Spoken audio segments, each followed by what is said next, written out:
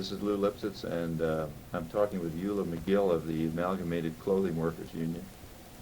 And we're going to talk about some of her experiences in union organizing. Let me start off with a question of how you got involved in union activity in the first place. Why get involved in such an uncomfortable... I was involved since I was 7 years old. Oh, tell me a little Actually, about it. During World War I, my mother, she never worked, but she liked anything that, speaking, and anything that she thought was progressive. My father worked in steel mills. And, of course, during World War I, there was a lot of organizing going on in the steel mills and the factories. So every time they'd have a union rally, my mother went. Mm-hmm. And that's when I first became conscious of labor unions. Right. And I remember asking my father one day after we came back from a labor rally. Of course, he worked that day. And I said, "What is unions?" So he said to me, he explained to me in his way, and he said, "Now, I'm a union man, but where I work doesn't recognize a union." So he said, "Don't tell anyone that I carry a union card." Where was this? In Gadsden, Alabama. Uh-huh. And then, of course, when I went to work in a factory, I went to work during school vacation one summer and worked a while in the factory. And that experience came in handy later when the Depression came and I needed a job. I did have some experience.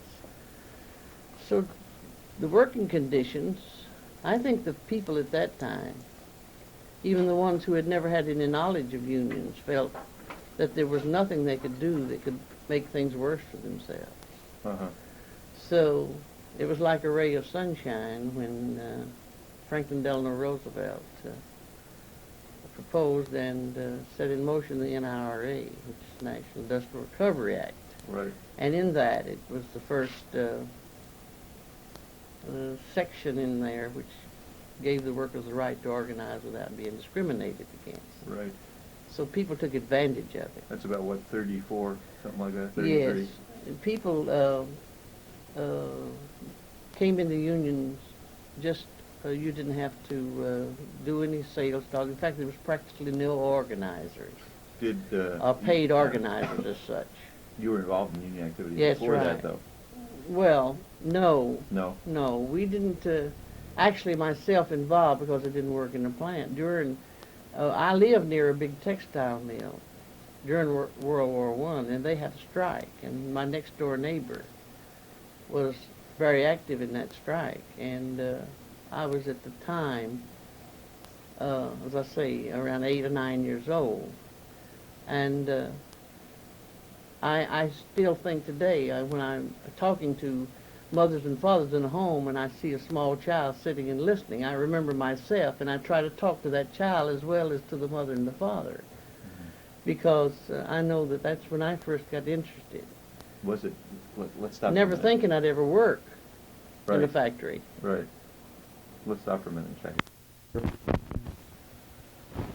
Was it a risky business to become a union supporter or a union organizer in those days? Very risky, because at that time, as I said, we didn't have, as I remember, there was only 2 paid organizers on the textile. That's the old United Textile Workers. Uh-huh. I don't mean old, but it's Former since one. we have, yeah, the United Textile Workers, and they had the whole state of Alabama. And most of the people who were involved and carried the brunt of it was workers in the plant who were what we would call volunteer organizers, which I was one. And those people were harassed in their homes by their people who were anti-union that worked with them, the police, because in Gadsden, Alabama, a lot of people know the history of the struggles of the workers in the 30s there to organize in the Goodyear mills and in the Republic Steel mills and the Dwight Manufacturing Company, the big textile mill. And so many people who were active in the organizing campaigns, the workers in the plant who were on the volunteer organizing committee, and we called them volunteer organizers, were beaten up, taken out, and flogged, and it was very risky. I mean, Why do people do it? Why did you do it? why I did it? Yeah, why did you take the risk? I mean, Well- why not just go along? You know what I mean? Well, you see, in a way, you felt that. Well, my mother said to me when I first joined the organizing committee in the plant I worked, Yeah. we had and I think it sums it up as about the way all of us felt. My sister, who had it a little better than me, her husband was a union man, a plasterer, and making pretty good money for the time. And we were discussing the union home one night. Of course, my father was out of work because of the Depression. Mm-hmm. And I was the only one having a steady paycheck coming in, although it wasn't $3 or $4 a week. Hmm. It was the only money actually we counted on every week. And we were sitting at the table talking, and I said, well, I'm going to join the organizing committee. And my sister said, you'll get fired. My mother said, well, what does it matter if she does get fired? She's eating and sleeping, that's all she's doing, and she's going to eat and sleep some way. Right. So we felt that there was no place to go but up. Right. And that was the attitude I had, and that was the attitude I think most of the people who worked with me had. Of course, I didn't last very long. I got discharged. I joined, after the general textile strike, which most of the people who came out on the strike lost it. We did form some good local unions. Some of them are still in existence today in Alabama. But most of us had to go back without a contract. And then I joined the Women's Trade Union League. Let me stop you for a moment and ask you a related question before we get away from the question of why you got involved in the union activity. Sometimes people talk about you've said sort of there were bread and butter questions involved, and the union could only help you on these matters. How about issues like matters of principle, say working conditions or child labor? What was it like in the textile industry in the at that textile time? industry, most of it was not only, sure we needed more money. Of course, when we had the NRRA, which gave us 40 cents an hour, was a big increase. When you talk about bringing people from $6 a week to $12 a week, where they've been working 60 hours for $6 a week, and I'm not kidding you, Mm-hmm.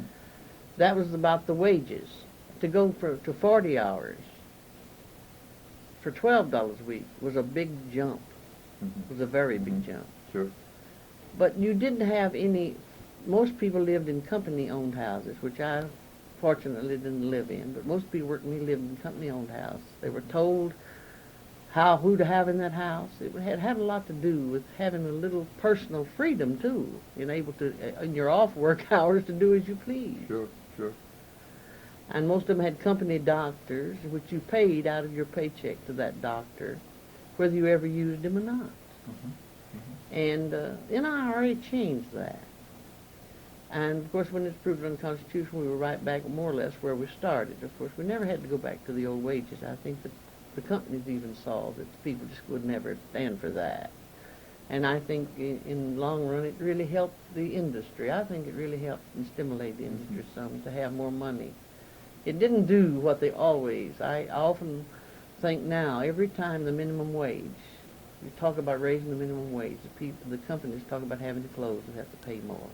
And it is never proven to be a fact. Those companies who don't operate efficiently or who are just not, are bad managers, are not going to survive at any rate of pay, I think. So the minimum wage law has not proved that it has run companies out of business, Mhm. companies who Mhm. operate efficiently. Mm-hmm.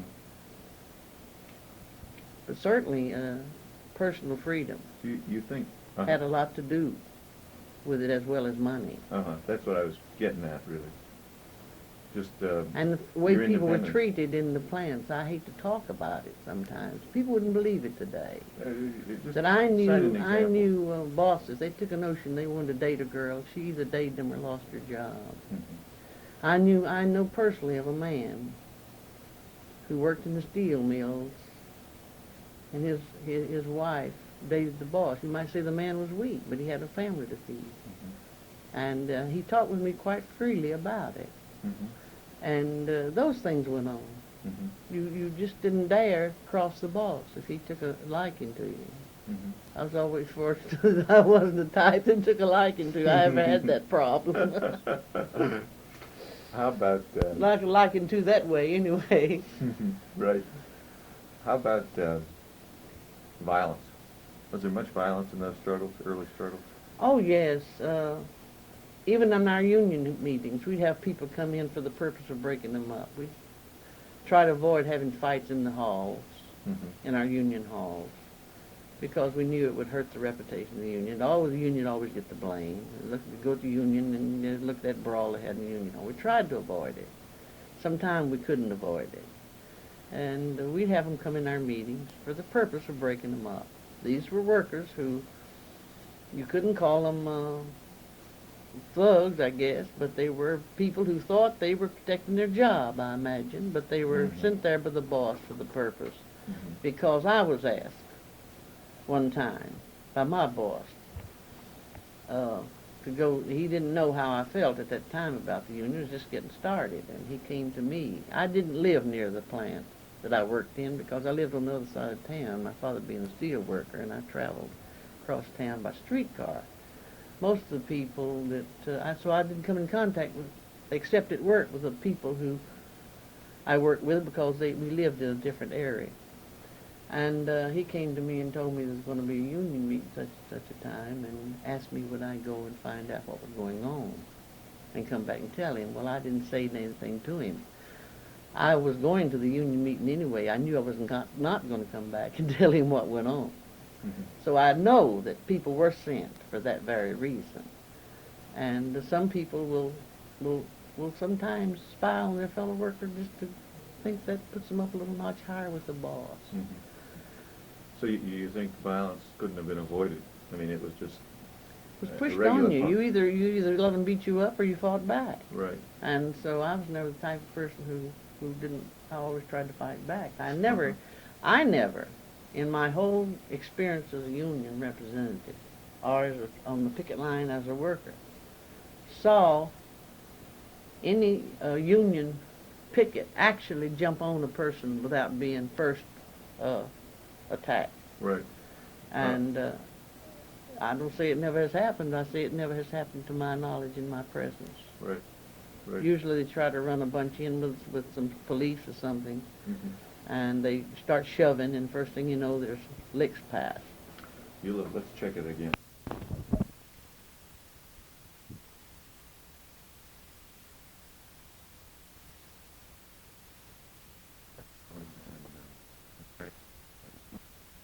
No, the only things that I know about Marion, I remember talking to two people that were at the time in the area, who's since dead, Molly and Eddie Johnson, who came I met later in Georgia in the middle 30s.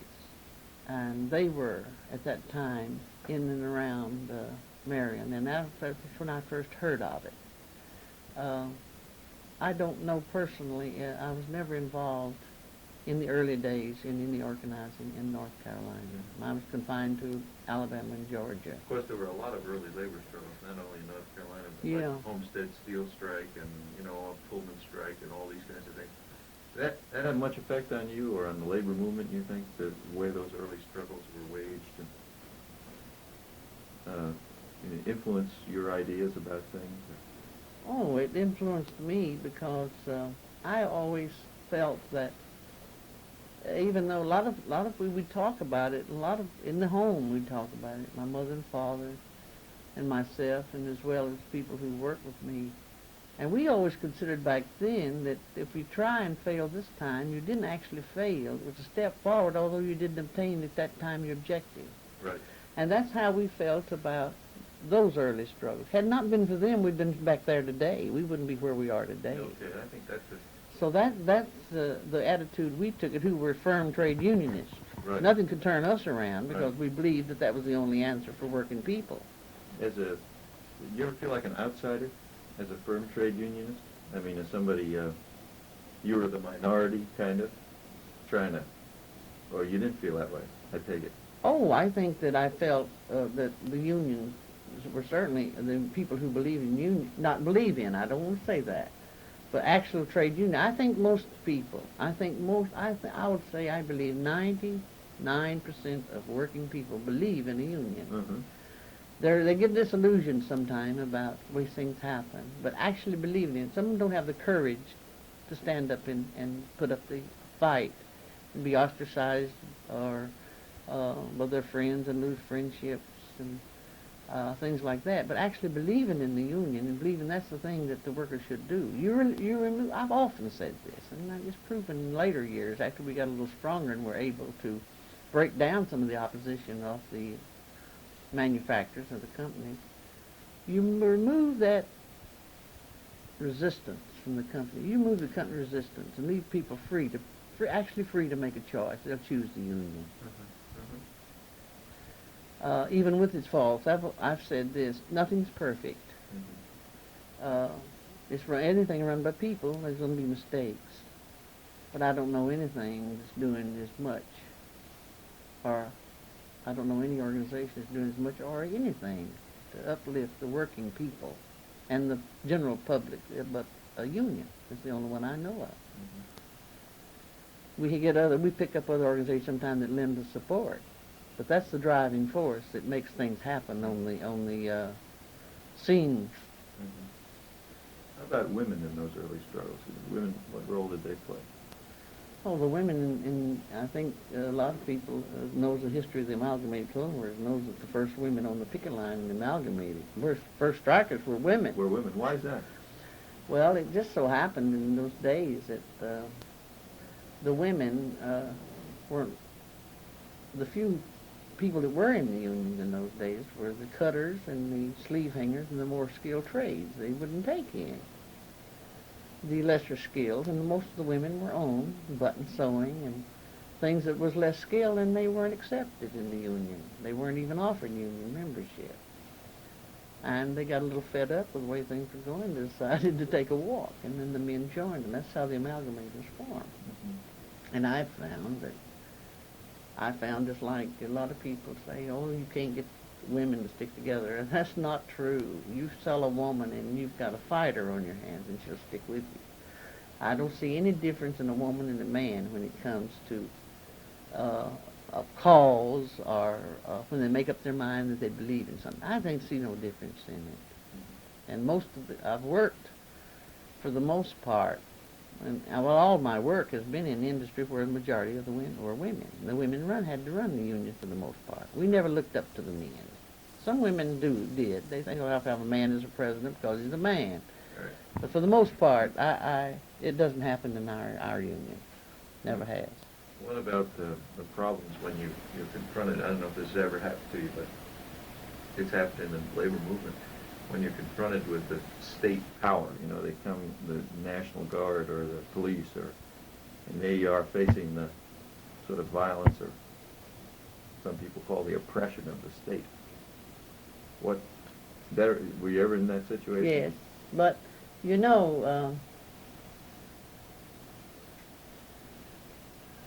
National Guard, after all, those men that are in the National Guard, most of them are workers.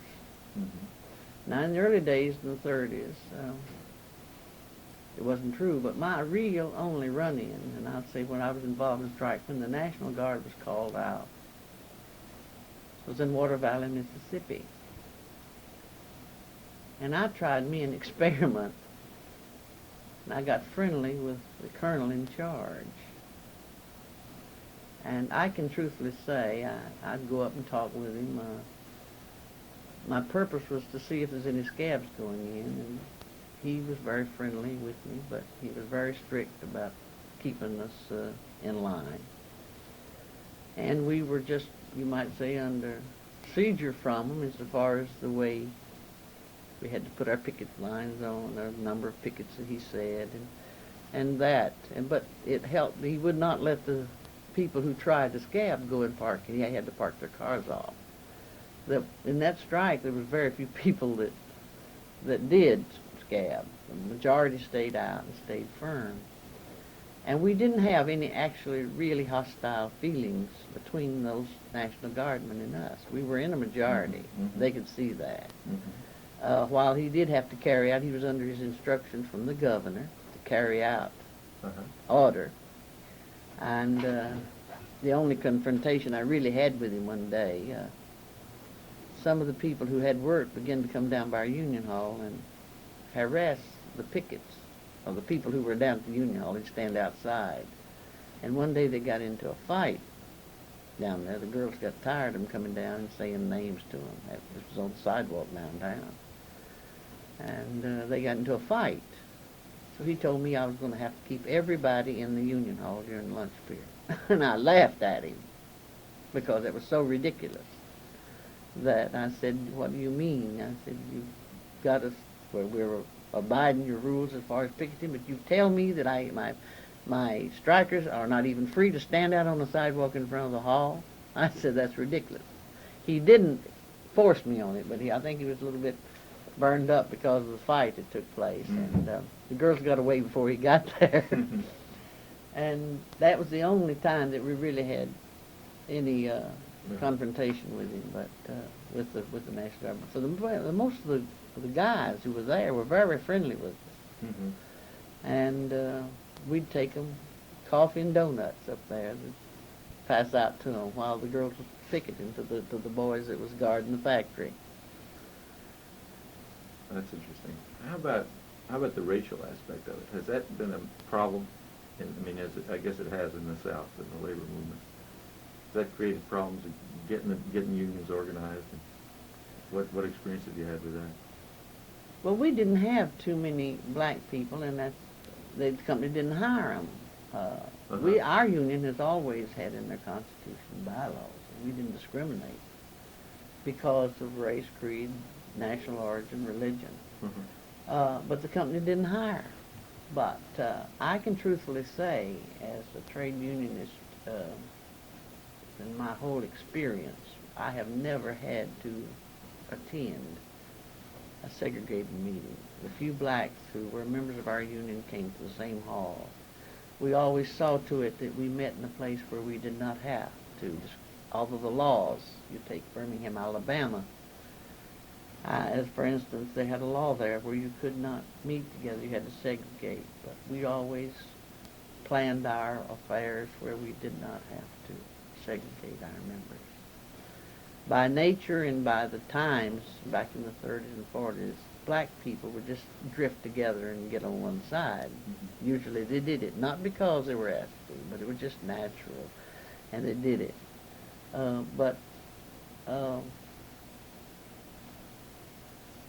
Their other unions did have problems in the steel mills because the black people, a lot of black people worked in there, and they were kept to certain jobs and weren't allowed to use their seniority, and it caused some problems. That had to come with education of the membership. Mm-hmm. And I think the greatest thing ever happened was when we were able to get the law passed, Fair Employment Practice. Mm-hmm. It brought people really, so many white people actually did not know any black people. Mm-hmm. Most of us who worked, we never come in contact with any black. We never had them in our homes as workers because we did our own homework, housework. Any relationship we had was just, we had no relationship, you might say, us working people, because we didn't ever come in contact with them as employers of them. And we didn't even really know them. But I lived in the steel village in Gadsden, Alabama. Our house, we lived in a company house, and this was when I was growing up. And I appreciate it today because my next door neighbors on both sides were Italians. We had Polish people on the street. Right across the street was where the black section Mhm. started. And my mother was never, I say that she never made any difference to her neighbors. She had good neighbors even among the blacks. And there was no troubles. I spent my growing up years fighting mostly for my Dago friends and our black friends because they were good friends of mine who went to school, and they were in a minority, and they were really harassed. When did you come to North Carolina? I started coming to North Carolina on assignment regularly in 1960. Uh-huh. And came up here to Wilmington, North Carolina. The Whiteville situation? Wilmington. Wilmington. When we were organizing a campaign with a block shirt company there. Mm-hmm. What was that all about? Well, we had a campaign there, and we lost the campaign because the company had violated the law, so flagrantly violated the law, that we had to file charges, what we call an 8-5, because the board had ruled to try to keep the companies from flagrantly violating the law and just disregarding the law. They made a ruling that if a company was found guilty of flagrantly violating the law, that if the union had a majority and we could prove that majority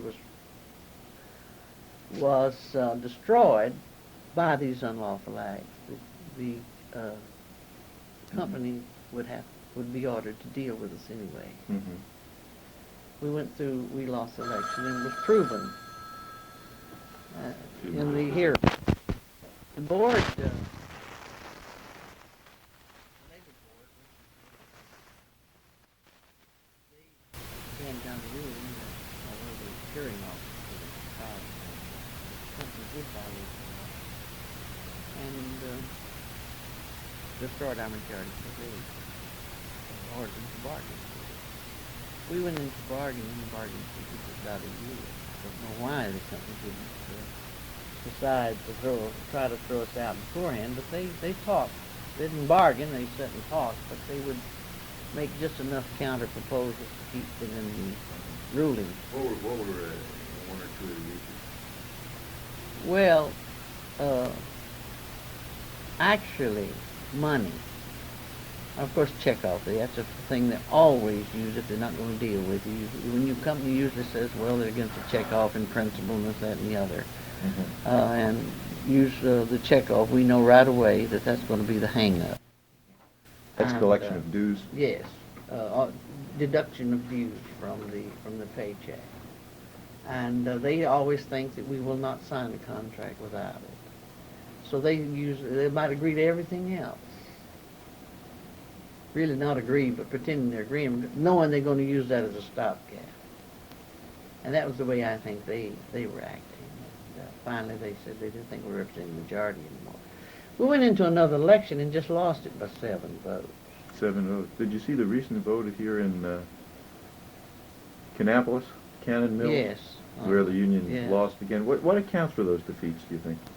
I mean, some people say there's fear involved. There is fear. Still, fear is the main thing. What are the fears about? Fear, well, fears change. I think fear is still the main factor that motivates people's voting against the union. And I think the reason for that fear changes as times change. Mm-hmm. Now, when we joined the union in the 30s, we didn't have much to lose. As my mother said, you know, I'm just eating and sleeping. Yeah. And somewhere or another, I'm going to eat and sleep. I never bought. I was fortunate I had a sister. I wore hand-me-downs. I never had bought anything for myself. I had no money. I wore my mother made clothes out of whatever she could, or I wore my sister's hand-me-downs. It was made over for me. It wasn't the fear of losing the job then, for the most part. It was the fear of being harassed by the police for each little thing, or the company police, being put out of the company house, even the ministers would get in the act, and you go to church, and your minister was up talking against the union, and those things, I think, was the fear of people of being ostracized by the church or by the and being harassed, and their children being put upon at school by the children from the anti-homes. And this went on in the 30s. It spilled out into the schools, just like some of the race issues do today. Right. And how about nowadays, closer to the present? Nowadays, there's still fears, though, but yes, different sort. Yes, and I think we're in a period now of fear for a different reason. Mm-hmm. The last the period we've just coming through, I think, since World War II until just, so I'd say, a year ago, it was not the fear of losing that particular job, but the fear because you could go somewhere and get a job. You weren't blacklisted as bad or for union activity. December 12th, we were talking about the fears involved still for people in considering union activity or joining a union. Well, as I said, since World War II until recently, people were afraid if I get involved in a union here, or even if I work in a union shop, if I ever want to go to work somewhere else, that will be held against me once I was a union member. Mm-hmm. And I've had people who tell me this so many times. Mm-hmm. Well, I would join the union here. Let's say, for instance, big companies who are expanding, who don't resist the union, who rather have a union, feel they have better cooperation among the employees. There are manufacturers who feel that way. Mm-hmm. They feel that this is the best way to have cooperation. To know what's really going on in my plant is to have free workers, free to sit down and talk their problems over. Really free to talk them over without any reprimand from a forelady or a Mm-hmm. underling after the big shot gets gone by to wherever he came from. We tell people, now this company, we've dealt with them for years and we've had them under contract. We have very good relations with them. They're not going to resist your, now they don't love us, but over the years they've come to tolerate us, and it's because of our strength in the industry. And they're willing to apply the contract if the majority of them will join. Well, I would, but suppose I want to quit here and go somewhere else where there's not a union. Then they'll know if I worked here, I was a union member. Mm-hmm. And it's really hard it's not as hard to organize without the company's resistance, but it becomes an issue. Even then it's a problem. Even then, that fear. Because they just cannot realize that the company will not fire them or take Mm-hmm. some discriminatory action if they are union members or want to belong to a union. Do you think it's worse here, that problem is worse in the South than elsewhere? No, I don't. No. I have worked in areas of Pennsylvania and Ohio where I said the same arguments. Mm-hmm. It's true we have more unions up there because that's where industry was so many years. They got a head start because they had industry. But you think that I think the most fear is militant, still some of there. the most militant union people I've found have been in the South. Mm-hmm. I guess that had to be to survive, huh, in a way. You have any union heroes down here in the South? Heroes? Well, or, people you've admired and learned Oh, from. yes, I have. Maybe that's the wrong word. Yes, I can remember, I remember very well in the early days people who, to me, were the leaders of the union. Sometimes they weren't publicized as such.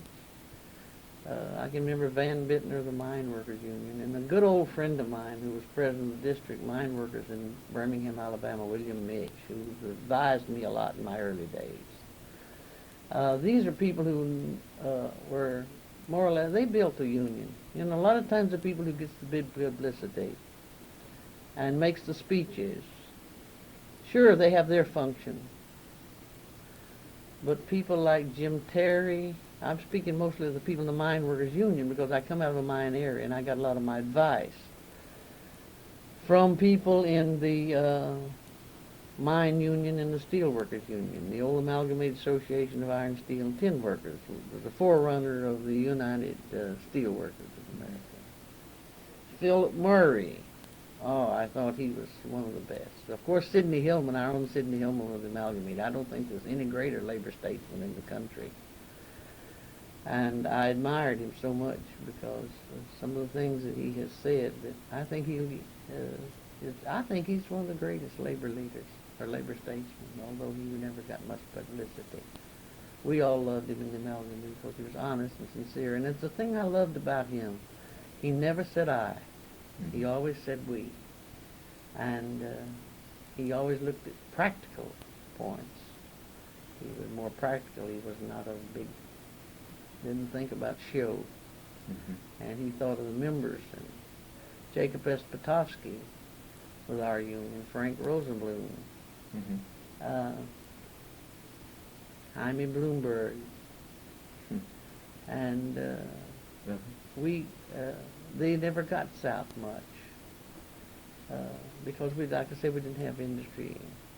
Sometimes they felt like maybe they wouldn't be accepted in the South, but when they begin to come and find how warm the people were in our locals that were organized, they become to love the South, and most of them enjoyed coming south.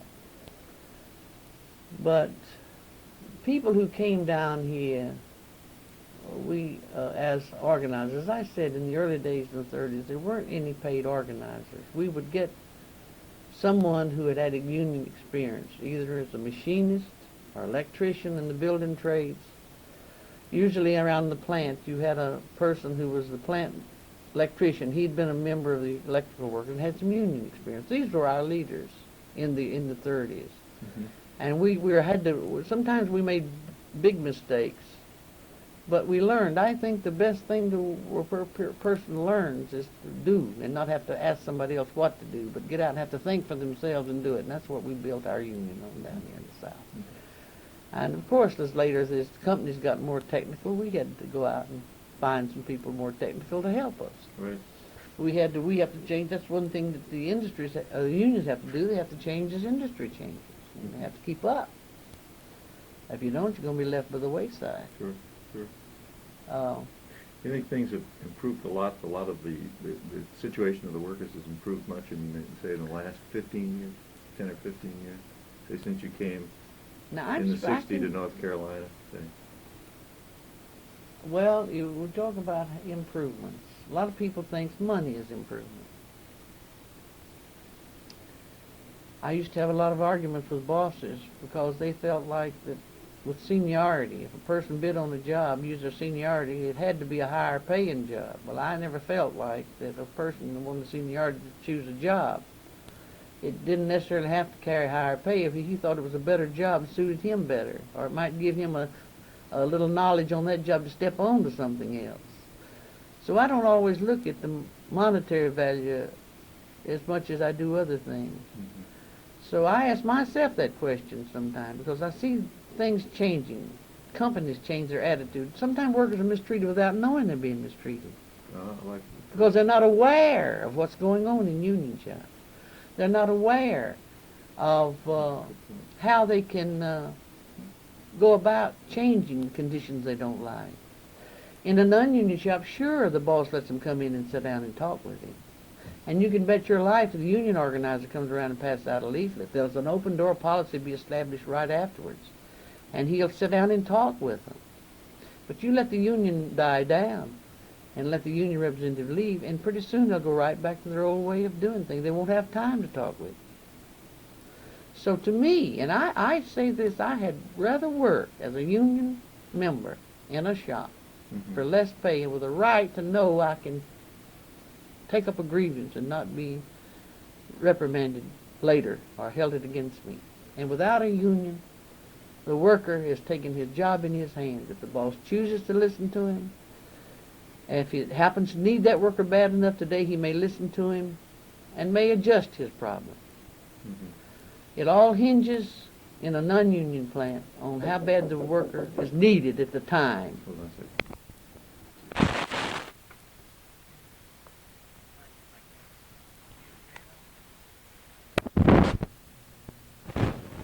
What do you see as the future of the labor movement and the major problems that are around that need to be dealt with?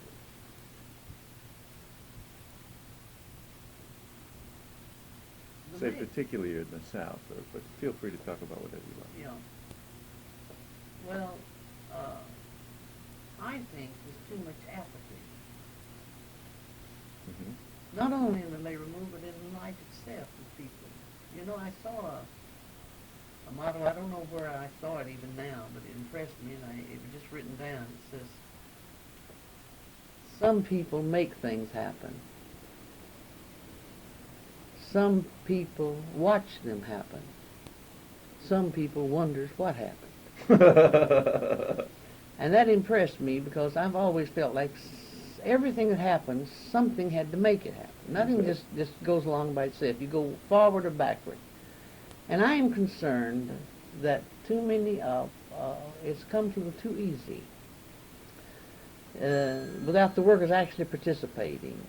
Times have been good, you go and ask the boss for a raise and you got it. You know, we've had it fairly good. I have worried about the time when the union would not be able to get an increase or make any gains in the contract.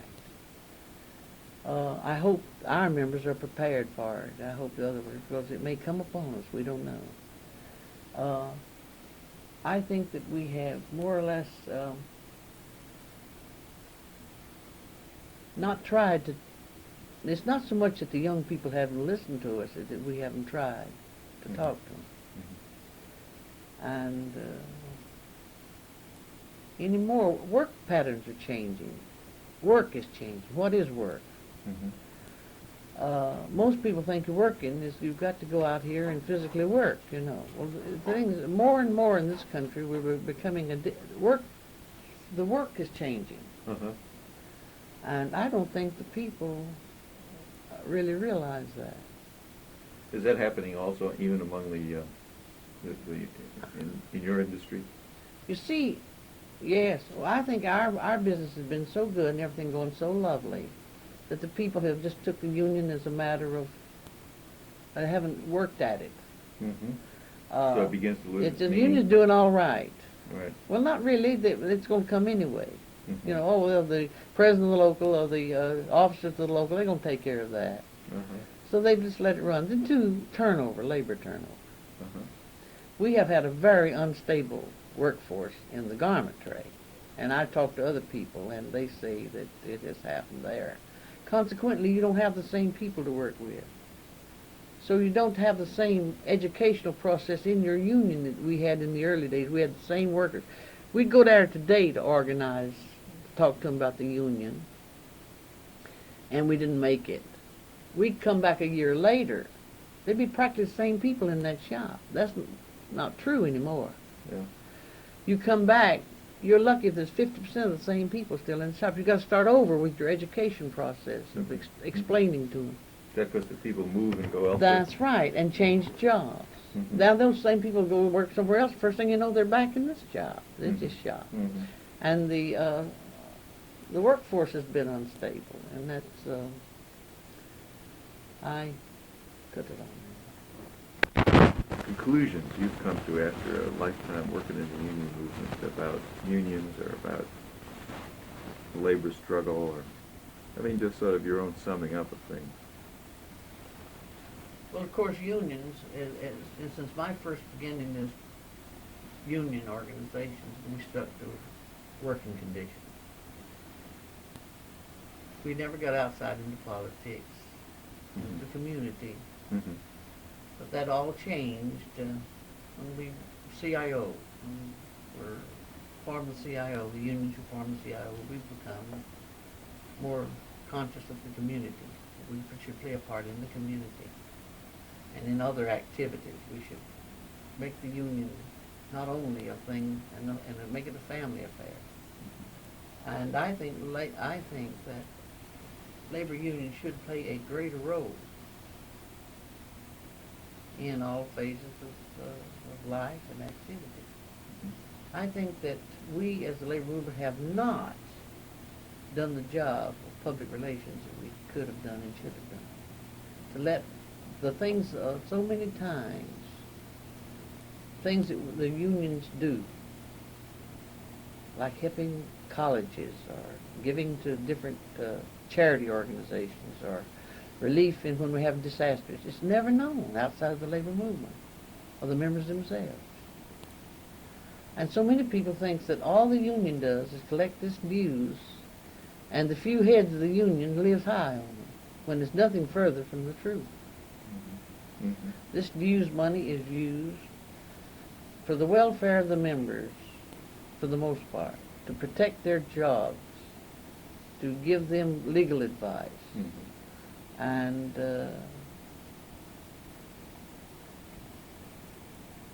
there's not tremendous high salaries that people think there are. Certainly not in my union. Mm-hmm. Of course, and as I say, I think that's what labor has to do. They have to become, so many times people say, well, I've got my union, I'm doing it. It don't matter whether they're over yonder this other person. It's none of their business. Mm-hmm. This is my member. All my members is happy. Mm-hmm. What do I care? Mm-hmm. But if you really want to further and spread your union out, you've got to care about what the next fellow thinks about your union. Right. You gotta promote your union and believe in your union.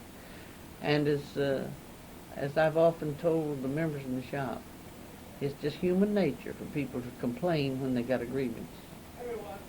But when that grievance gets settled, they don't get back in the car with the people they ride to work with, maybe who is not a member of the union, and say, oh, well, the union settled my complaint today 90% or 100%. I've got a good union.